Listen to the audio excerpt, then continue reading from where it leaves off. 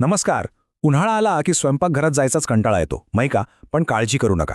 आज आपण काही इतके भारी पदार्थ बघणार आहोत की ज्यासाठी गॅस पेटवायची अजिबात गरज नाही. म्हणजे स्टोव्ह चालू करायचा विचार केला तरी घाम फुटतो खरे ना. आणि ही समस्या तर आपल्या सगळ्यांचीच आहे. आपल्या किचनला उगीच सावना किंवा गरम भट्टी का बनवायचं? अजिबात गरज नाही. यावर उपाय आहेत आणि तेच आपण आज पाहणार आहोत. चला सुरुवात करूया सेक्शन 1 ने. यात आपण बघणार आहोत काही मस्त रिफ्रेशिंग सॅलड्स. बरं, आपण 2 एकदम क्लासिक रेसिपींनी सुरुवात करणार आहोत, ज्यामध्ये या सीझनमध्ये मिळणाऱ्या ताज्या भाज्या आणि फळांचा पुरेपूर वापर होतो. हे 2 क्लासिक्स आहेत, पण त्यांचे मूड्स मात्र एकदम वेगळे आहेत. एकीकडे कॅप्रेसे म्हणजे इटालियन साधेपणा, एकदम क्रीमी आणि हर्ब्सची चव, आणि दुसरीकडे ग्रीक सॅलड म्हणजे भूमध्यसागरीय पदार्थांसारखं एकदम व्हायब्रंट, थोडं खारट, थोडं आंबट. हे बघा, कॅप्रेसे सॅलड म्हणजे काय तर ताटलीत मांडलेला इटलीचा झेंडाच जणू. फक्त काय लागतं? चांगले पिकलेले टोमॅटो, फ्रेश मोझारेला चीज आणि गोड तुळशीची पानं, वरून थोडंसं बाल्सामिक ग्लेज. बस, किती सोपं आणि सुंदर, नाही का? आता दुसरीकडे आहे ग्रीक सॅलड. भूमध्य समुद्राची सगळी चव जणू एका बाउलमध्ये. कुरकुरीत काकडी, रसरशीत टोमॅटोज, ते खास कालामाटा ऑलिव्ह आणि वरून कुस्करलेलं फेटा चीज, सोबत पातळ कापलेला कांदा. एकदम टँगी आणि रिफ्रेशिंग. आणि सगळ्यात महत्त्वाचं, या दोन्ही डिशेस बनवण्यासाठी स्टोव्हजवळ किती वेळ उभं राहावं लागेल? तर उत्तर आहे 0. 1 मिनिटही नाही. कमाल आहे ना? बरं, सॅलड्स तर झाले. आता जरा जगभ्रमंती करूया आणि बघूया की तिथे कोणते नो कुक पदार्थ प्रसिद्ध आहेत. आपला पहिला स्टॉप आहे लॅटिन अमेरिकेचा किनारा. इथली एक चटपटीत झणझणीत डिश आपण पाहणार आहोत.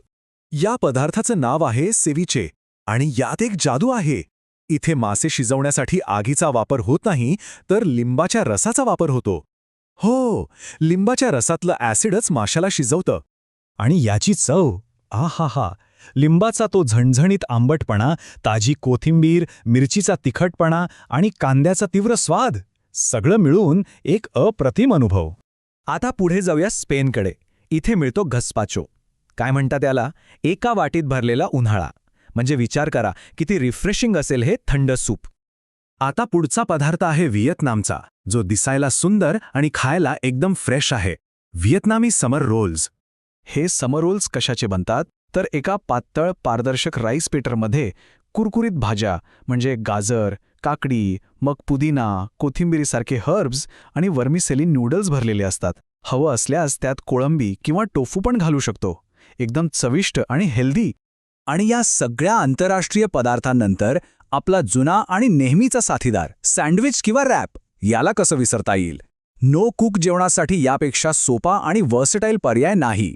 चला, आता आपण शेवटच्या सेक्शनकडे वळूया. इथे आपण पदार्थांबद्दल नाही, तर या सगळ्या मागच्या एका सोप्या विचारसरणीबद्दल, एका समर माइंडसेटबद्दल बोलणार आहोत. आणि सगळ्यात सोपा नो कुक पदार्थ कुठला? तर एक मस्त फ्रूट सॅलड, ताज्या रसरशीत फळांचं. नाश्त्याला खा, स्नॅक म्हणून खा किंवा जेवणानंतर डेझर्ट म्हणून, कधीही उत्तम. तर या नो कुक जेवणाचे फायदे काय? 1. आपण गरमीपासून वाचतो. 2. आपला वेळ वाचतो. आणि 3. सगळ्यात महत्त्वाचं, ह्या सीझनमधल्या ताज्या फळभाज्यांची खरी चव आपल्याला चाखायला मिळते. म्हणजे बघा, महत्वाचा मुद्दा हा आहे की न शिजवता खाणं म्हणजे काहीतरी तडजोड करणं नाहीये. उलट ते जास्त स्मार्टली आणि जास्त फ्रेश खाण्याचा एक मार्ग आहे.